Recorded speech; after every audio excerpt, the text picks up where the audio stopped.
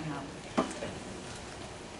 So as I mentioned at the beginning, I do want to take a moment to explain why we wanted to celebrate this historic and important relationship between poetry and jazz. Not just in general, but how it manifests itself in December. The connection of poetry and music is obvious.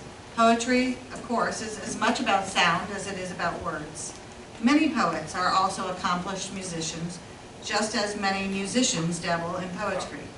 December is a microcosm of that connection, and we wanted to explore it. So start with one of our advisory editors, the incredible Michael Harper, who's written volumes of poetry about jazz, literally. His collection, Dear John, Dear Coltrane, was nominated for a National Book Award.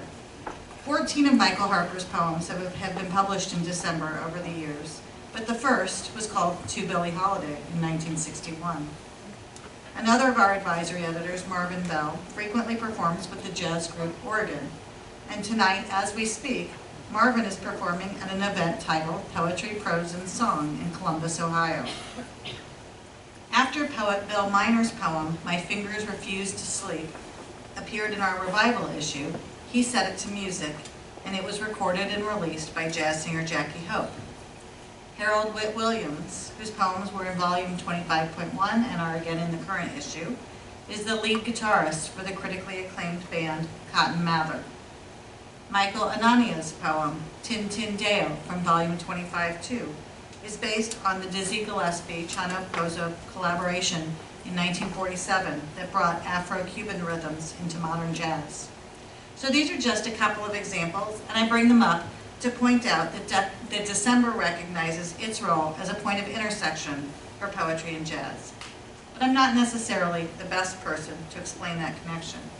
St. Louis's first poet laureate, Michael Castro, has been exploring that intersection for eons. From the earliest days of River Styx, the journal he co-founded and which we all still love and admire, music was always a component of River Styx's readings and radio shows. From the beginnings of his own career as a poet, collaborations with musicians have been the hallmark of Michael Castro's readings.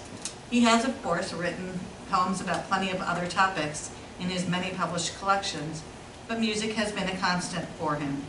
And The Man Who Looked Into Coltrane's Horn is one of his most anthologized and shared poems. For Michael Castro, and for musicians Tracy Andreotti and Henry Cloud, who we're so grateful to present this evening, poetry and music are not separate pursuits. In their world, neither functions as well on its own as they do together. So as a special bonus feature of our evening, demonstrating firsthand the relationship of poetry and jazz, I'm proud to present St. Louis's Poet Laureate Michael Castro and musicians Tracy Andreotti and Henry Cloud.